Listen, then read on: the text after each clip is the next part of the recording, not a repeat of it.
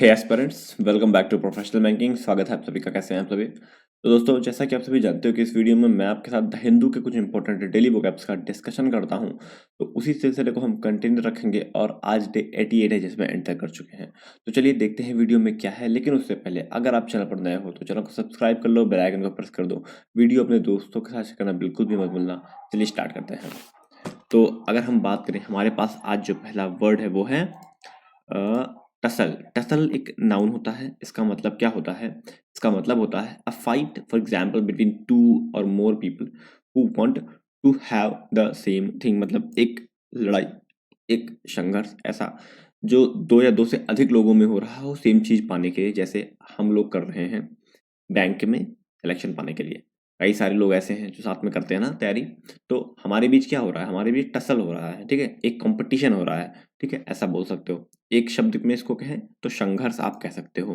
Synonym की बात करें तो फाइट, स्ट्रगल और कंपटीशन भी हो सकता है। और एंटोनिम की बात करें तो अकॉर्ड है और हार्मनी है, एकदम पीस है, ठीक है, शांति है। सेंटेंस में अगर यूज देखें इसका तो the tussle is in everyone's life but remember if you want to win you have to face it. ये मैंने बनाया है सेंटेंस। इसमें ये कह रहा हूँ कि टसल सबकी जिंदगी में है, संघर्ष सबकी जिंदगी में है, लेकिन मैटर ये करता है ना कि अगर आपको जीतना है तो आपको ये फेस करना पड़ेगा, ठीक है, अदरवाइज आप हार जाओगे। ठीक, चलो नेक्स्ट देखते हैं। अगला जो वर्ड है हमारे पास वो है फ्लिमजी। फ्लिमजी एडजेक्टिव होता है। इसका मतलब क्या होता है? इसका मतलब होता है नॉट स्ट्रांग, इजिली ब्रोकन और टर्न। कोई चीज बहुत ही हल्की है, नाजुक है, वीक है, ठीक है, ऐसा बोल सकते हो, वो होती है फ्लिमजी। ठीक है, एक शब्द में अगर हम इसे कहें तो आप नाजुक कह सकते हो किसी चीज को, ठीक है। सिनोनिम देखें इसका तो फ्रजाइल है, वॉबली है, फ्रेल है, ये सारे इसके सिनोनिम हो जाएंगे। और एंटोनिम की बात करें तो स्टर्डी है और रोबस्ट है, मतलब बहुत मजबूत है। ठीक, सेंटेंस में यूज देखें इसका तो he give a flimsy excuse for his absence. तो उसने बहुत ही फ्लिमजी, बहुत ही हल्का सा एक्सक्यूज दिया है, बहुत ही नाजुक सा एक्सक्यूज दिया है अपने एब्सेंस का, कि बहुत ऐसे कैजुअल एक्सक्यूज था कि मैं इस वजह से नहीं आया, ठीक है, उसके एक्सक्यूज में कोई दम नहीं था। चलो नेक्स्ट देखते हैं। अगला जो वर्ड है वो है परसिस्ट। परसिस्ट वर्ब होता है। इसका मतलब क्या होता है? इसका मतलब होता है टू कंटिन्यू टू एग्जिस्ट, मतलब अस्तित्व में बने रहना। लगातार कोई चीज हो रही है, वो बनी हुई है, आपके आंखों के सामने है, तो वो कहलाता है परसिस्ट, ठीक है। बने रहना बोल सकते हो एक शब्द में आप उसको। और सिनोनिम की बात करें तो कंटिन्यू और होल्ड हो जाएगा। और एंटोनिम की बात करें तो अबेंडन और स्टॉप हो जाएगा। बात करें सेंटेंस में इसको कैसे यूज किया गया है तो these symptoms can persist for up to an hour after each event. तो हर इवेंट के बाद, वो इवेंट कुछ भी हो सकता है, मान लो कि कोई इंजेक्शन इंजेक्शन लगाना है, वैसा इवेंट हो सकता है। तो कुछ भी सिम्टम्स को लेकर किसी ये लक्षण जो है वो रहते हैं कब? 3-4 घंटे तक, जब एक इवेंट कंप्लीट होता है तब, ठीक है, ऐसा बोला है इस सेंटेंस में। ठीक, चलिए नेक्स्ट देखते हैं। अगला जो वर्ड है हमारे पास वो है एनिमस। एनिमस नाउन होता है एक। इसका मतलब क्या होता है?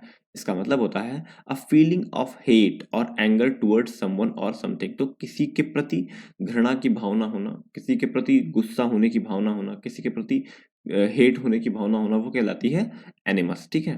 तो घृणा या क्रोध आप बोल सकते हो। ठीक, सिनोनिम की बात करें तो एनिमिटी और हॉस्टैलिटी हो जाएगा। और एंटोनिम की बात करें तो फ्रेंडलीनेस और गुडविल हो जाएगा।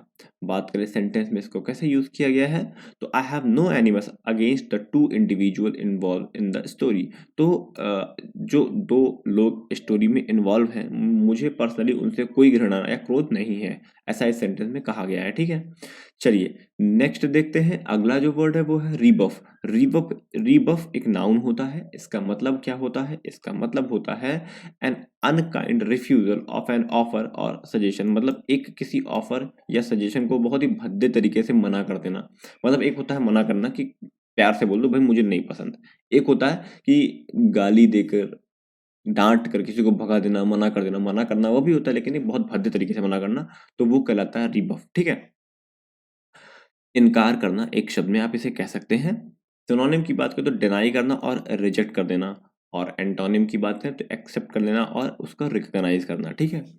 सेंटेंस में यूज देखें तो he received a sharp rebuff on sorry to his offer of help. तो उसने जो हेल्प ऑफर की थी उसका एक बहुत ही शार्प रिबफ उसे देखने को मिला, बहुत ही खतरनाक गंदा इनकार उसे देखने को मिला। भाई उस सामने वाले ने कहिए कि मैं आपकी हेल्प नहीं लेना चाहता हूँ, ठीक है। चलिए नेक्स्ट देखते हैं, अगला जो वर्ड हमारे पास वो है डेरोगेटरी। डेरोगेटरी एडजेक्टिव होता है, इसका मतलब होता है expressing a lack of respect for or a low opinion of something, मतलब किसी चीज के लिए सम्मान की भावना ना होना, ठीक है, किसी को डिसरिस्पेक्ट के नजरिए से देखना, वो कहलाता है डेरोगेटरी, मतलब किसी चीज के प्रति सम्मान की कमी या कम राय व्यक्त करना, ठीक है, वो कहलाता है डेरोगेटरी। एक शब्द में कहें तो अपमानजनक आप बोल सकते हो। सिनोनिम की बात करें तो डिसरिस्पेक्टफुल और डीमीनिंग हो जाएगा, और एंटोनिम की बात करें तो कम्प्लीमेंट्री और फ्लैटरिंग हो जाएगा। बात करें सेंटेंस में इसे कैसे यूज किया गया है, तो I got some derogatory comment about standard of my work, तो मैंने कुछ डेरोगेटरी कमेंट, मैंने कुछ अपमानजनक कमेंट्स पाए, देखे मेरे काम को लेके। वैसे आप लोगों ने कभी ऐसा नहीं किया है, इसके लिए काफ़ी मतलब शुक्रगुजार हूँ आपका मैं। आप लोगों ने काफ़ी मुझे प्रेज़ किया है कि आप अच्छा काम कर रहे हो, थैंक यू सो मच इसके लिए। बस मैं एक सेंटेंस है उसको यूज़ कर रहा हूँ, ठीक है। चलिए नेक्स्ट देखते हैं, अगला जो वर्ड हमारे पास है वो है गॉज। गॉज एक वर्ब होती है, इसका क्या मतलब होता है, इसका मतलब होता है टू मेक अ जजमेंट और टू कैलकुलेट समथिंग बाय गेसिंग, मतलब कोई जजमेंट लेना और कोई किसी चीज को कैलकुलेट करना गेस करके कि हाँ ऐसा ऐसा भी हो सकता है, पॉसिबिलिटी गेस करना कह सकते हो आप इसको, ठीक है। चलिए नेक्स्ट देख, सॉरी इसका ए वन वर्ड अगर बात करें तो अंदाजा लगाना आप बोल सकते हो, ठीक है। सिनोनिम की बात करें तो गेस करना और एस्टिमेट करना, और एंटोनिम की बात करें तो एग्जैक्ट और एक्यूरेट होना, ठीक है। सेंटेंस में यूज देखें इसका, तो it was difficult to gauge the mood of the audience, तो ये बहुत ही मुश्किल काम होता है कि जो ऑडियंस आई होती है उनके मूड का अंदाजा लगाना कि मूड कैसा है, खराब है, अच्छा है, तो ऐसा बोला गया है इस सेंटेंस में, ठीक है। चलिए नेक्स्ट देखते हैं, अगला जो वर्ड है वो है डेजोनेंस। डिसोनेंस बोलते हैं इसको, ठीक है, नाउन होता है ये। इसका मतलब क्या होता है, इसका मतलब होता है लैक ऑफ एग्रीमेंट और हार्मनी बिटवीन पीपल और थिंग, तो किसी इंसान के बीच में या किसी चीज के बीच में एग्रीमेंट की कमी होना, हार्मनी की कमी होना, ठीक है, मतलब देखो लोगों या चीजों के बीच में सहमति ना होना, ठीक है, किसी पर्टिकुलर ग्रुप ऑफ पीपल के बीच में या किसी दो लोग ग्रुप के बीच में या किसी चीज के बीच में एग्री सहमति नहीं हो रही ना, सहमति बन नहीं पा रही है, वो होता है डेजोनेंस, ठीक। एक शब्द देखें तो इसको मतभेद बोलते हैं एक शब्द में। सिनोनिम की बात करें तो डिस्पैरिटी और डिस्क्रिपेंसी हो जाएगा, और एंटोनिम की बात करें तो हार्मनी और यूनिटी हो जाएगा। बात करें सेंटेंस में कैसे यूज किया गया इसे, तो there is a dissonance between me and my friend on this topic, तो हम मेरे और मेरे जो दोस्त हैं उसके बीच में एक डिसोनेंस है, एक मतभेद है इस पर्टिकुलर टॉपिक को लेके, ठीक है, बाकी सब ठीक है लेकिन इस पर्टिकुलर टॉपिक को लेके मेरे उसके बीच में मतभेद, ठीक। चलिए नेक्स्ट देखते हैं, अगला जो वर्ड हमारे पास वो है पैरामाउंट। पैरामाउंट एडजेक्टिव होता है, इसका मतलब क्या होता है, इसका मतलब होता है something is more important than anything else, तो ये मैंने अभी कुछ दिन पहले ही इसको कराया हुआ था, दोबारा ये वर्ड आया है तो मैं इसको कराना जरूरी समझता हूँ। तो कोई चीज जो बहुत ही इंपॉर्टेंट है किसी दूसरी चीज से, मतलब सर्वोपरि, सबसे ऊपर बताया था मैंने आपको वन वर्ड में, सर्वोपरि कोई चीज टॉप पे है जिसकी प्रायोरिटी सबसे ऊपर है, ठीक है, वो होती है पैरामाउंट, ठीक। तो एक शब्द में कहें तो सर्वोपरि, सबसे ऊपर इसे बोल सकते हो आप। सिनोनिम की बात करें तो सुप्रीम और चीफ हो जाएगा, और एंटोनिम की बात करें तो अनइम्पॉर्टेंट और नेग्लिजिबल हो जाएगा। बात करें सेंटेंस में इसको कैसे यूज किया गया है, तो it is of Paramount importance that patient should be assessed on arrival, तो ये बहुत ही ज्यादा इंपॉर्टेंट है, ये सबसे ऊपर होना चाहिए कि जो पेशेंट आ रहा है उसकी पहले जो एसेसिनेशन होती है, मतलब एसेसिनेशन नहीं असेस्ट होता है, उसे जो देखा जाता है, मतलब उसे देखा, उसका जांच करना, इलाज करना, वो पहले होना चाहिए, बाकी फॉर्मेलिटीज आप कराते रहो बाद में, ठीक है, तो पेशेंट के जान इंपॉर्टेंट है, ठीक।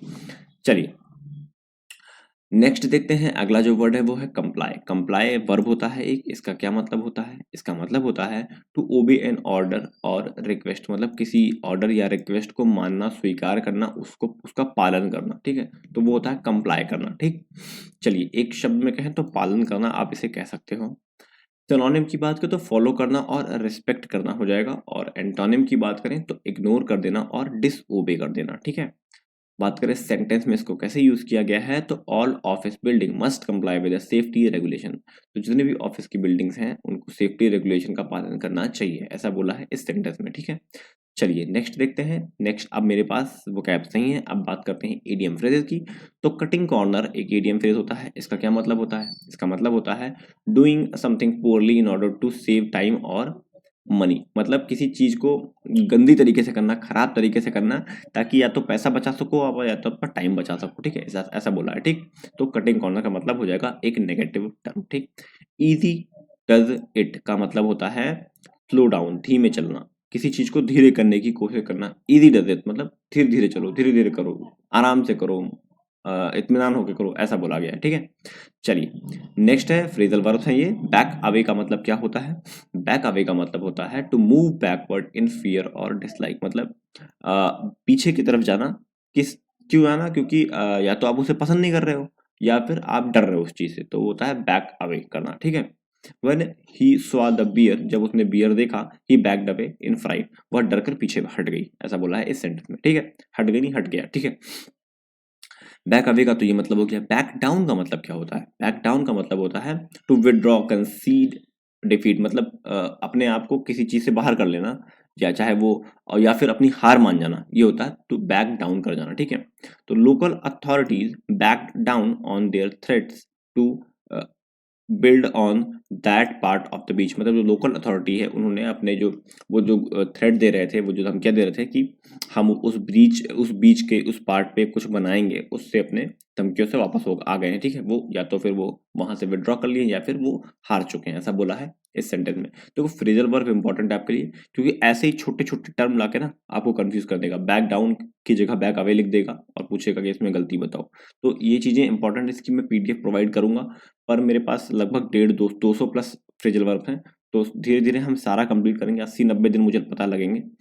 सारा जब कंप्लीट होगा तो एक कंपाइल्ड पीडीएफ में आपको एमएस वर्ड फॉर्म की प्रोवाइड कर दूंगा, आप सिंपली उसको जाकर प्रिंट निकाल कर पढ़ाई कर सकते हो, ठीक है।